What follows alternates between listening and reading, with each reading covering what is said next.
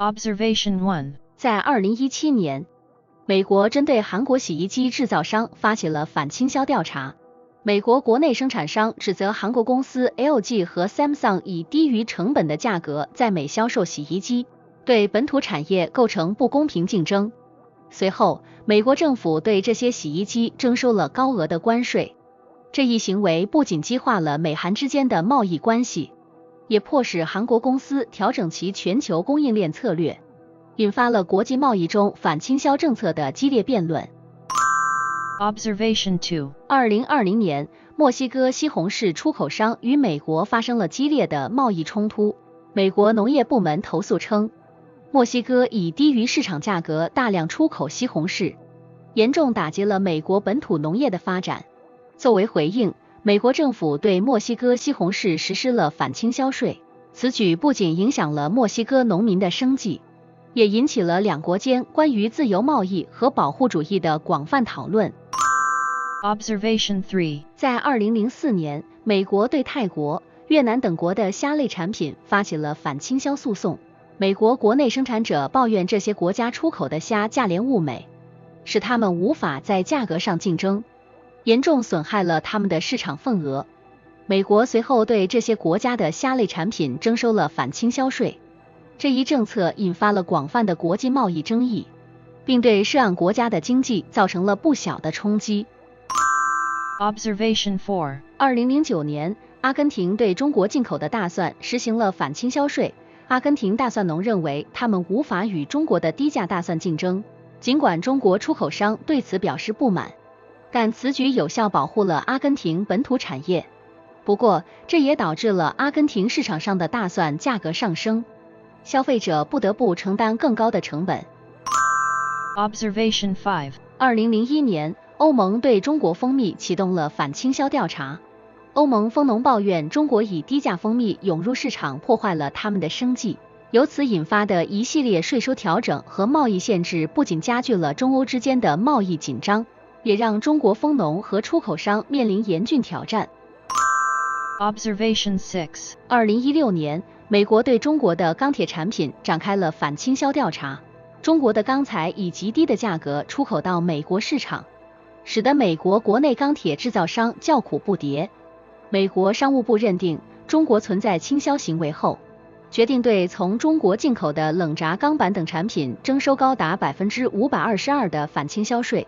这一决策犹如一枚重磅炸弹，在全球贸易舞台上引发了剧烈震动。中国政府和钢铁企业纷纷表示强烈反对，认为美国的做法是保护主义的体现。这场贸易战不仅令中美贸易关系紧张，也给全球钢铁市场蒙上了一层阴影。Observation 7. 2014年，欧盟对中国的太阳能面板产品实施了反倾销和反补贴措施。这是在欧盟太阳能行业协会指控中国生产商接受政府补贴并以低于成本的价格在欧盟市场销售产品之后发生的。欧盟采取了一项历史性的解决方案，即最低进口价格 MIP 协议，以平息这场贸易争端。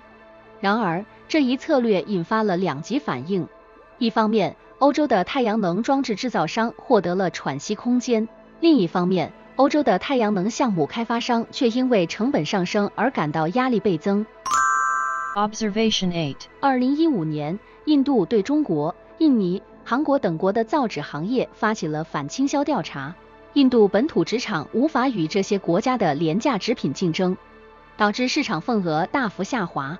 在积极的国内纸业协会游说和广泛的国内产业支持下，印度政府对一些进口纸品征收了高额的反倾销税。这些措施虽然在短期内保护了印度的纸厂，但也引起了对印度出版和包装行业成本上升的担忧。Observation 9. 在2012年，巴西对中国的苹果汁发起了反倾销调查。巴西国内的果汁生产商认为中国的苹果汁价格异常低廉，严重影响了他们的生意和市场份额。巴西政府在调查后决定对来自中国的苹果汁征收反倾销税。此举一方面保护了巴西本土农业和加工行业，另一方面也引发了对消费者最终价格可能上涨的担忧。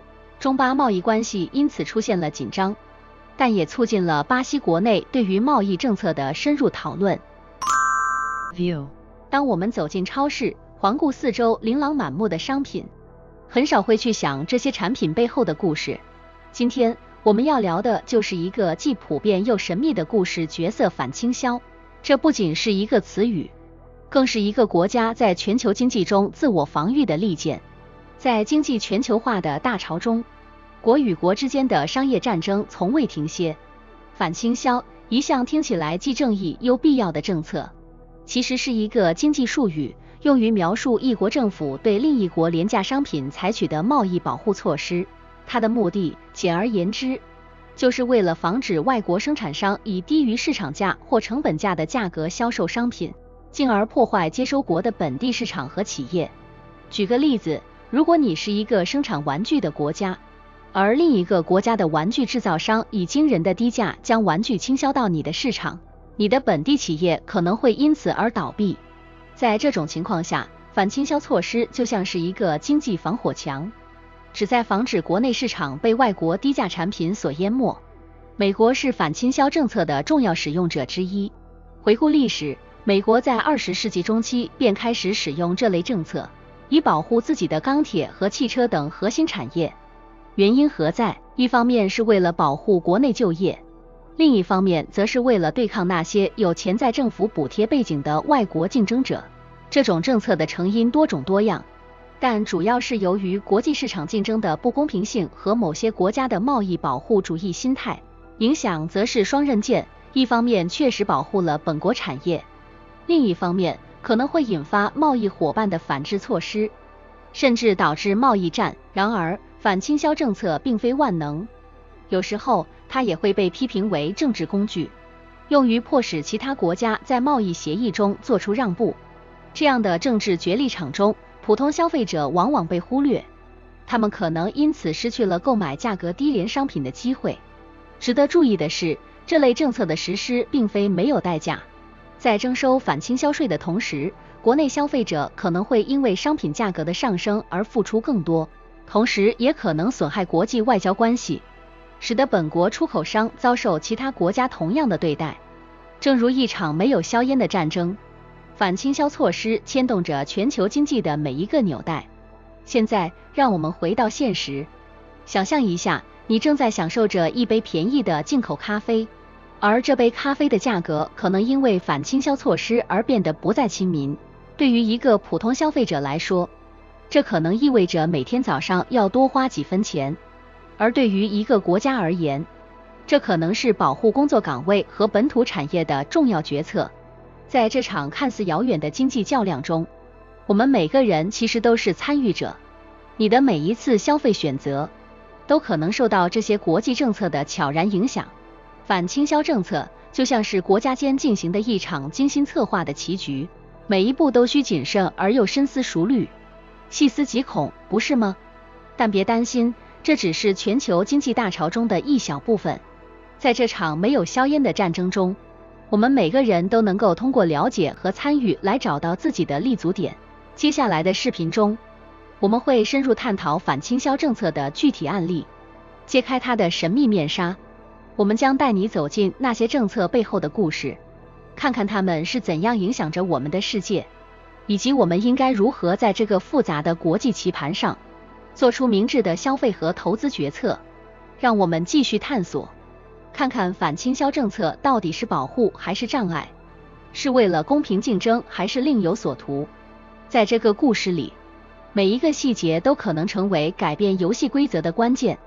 欢迎在下方评论区留下你的看法，一起讨论这个影响深远的话题。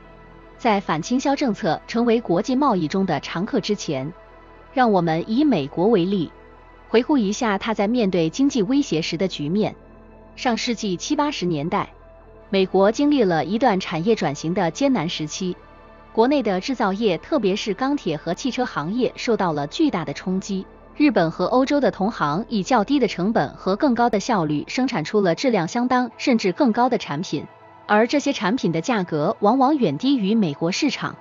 面对这样的竞争，美国国内产业开始出现裁员和关闭工厂的现象，失业率逐渐上升，整个社会的经济压力随之增大，工人阶级的生计问题成为了政府和社会关注的焦点。在这样的背景下，美国政府被迫寻求策略来保护本土产业，防止经济进一步恶化，于是反倾销政策应运而生。通过对进口产品征收额外的关税，美国政府希望能够提高外国产品的成本，从而减少他们在美国市场的竞争力，保护本国企业免受价格战的侵蚀。举个具体的例子，1980年代，美国对从日本进口的小型汽车施加了额外的 25% 的进口税，这一措施立即提高了日本汽车在美国的售价，使得美国汽车制造商在价格竞争上获得了短期的喘息空间。不仅如此，美国还对从中国进口的钢材、太阳能板和其他商品实施了反倾销措施，这些商品往往被指责为以低于成本的价格销售，从而对美国的相关产业造成了损害。例如，2001年中国加入世界贸易组织 WTO 后，其出口大幅增加，这使得美国不得不频繁使用反倾销等贸易救济措施。值得注意的是，反倾销政策并非简单的只是征税那么直接，它涉及了一连串的调查和法律程序，包括是否存在倾销行为、倾销幅度以及对本国产业的实际损害等。只有在严格的证据支持下，美国商务部和国际贸易委员会才会决定是否实施反倾销税。这些措施虽然在短期内为美国产业提供了保护，但长期来看却引发了许多国际争议和贸易伙伴的不满。反倾销政策不仅是一把双刃剑，更是一种需要精确掌握力道的工具，过犹不及都可能给国家的长远发展带来难以预料的后果。Analyze. 反倾销政策是一种贸易保护措施，旨在防止国外生产商以低于市场价或其生产成本的价格倾销价在进口国市场销售商品，从而损害进口国相应产业的公平竞争。利处：一、保护本土产业。反倾销措施能够保护本国产业免受低价进口商品的不公平竞争，维持行业正常运营和工人就业。二、维持市场秩序。反倾销可以防止市场上的不正当竞争和价格战，有助于维持健康的市场环境。三、促进贸易公平。通过法律手段对抗倾销行为，为所有贸易参与者创造一个平等的竞争场。弊端：一、提高消费成本。对进口商品征收反倾销税会导致这些商品的价格上升，增加消费者购买成本。二、贸易报复风险。反倾销措施可能会激怒贸易伙伴，引发他们采取报复措施，影响双边或多边贸易关系。三、局限选择，减少了市场上的商品选择，消费者可能无法购买到性价比较高的产品。对普通人的生活影响主要体现在商品价格和可获得性上。反倾销政策执行时，可能会导致市场上某些价格较低的进口商品变得昂贵或供应不足，从而影响消费者的购买力和生活成本。然而，如果反倾销措施有效保护了本国的关键产业和就业，也可能间接维护了社会的经济稳定和民众的工作机会，从而带来了长期利益。因此，普通人感受到的反倾销政策的正负效应，往往取决于他们在经济中的角色和处境。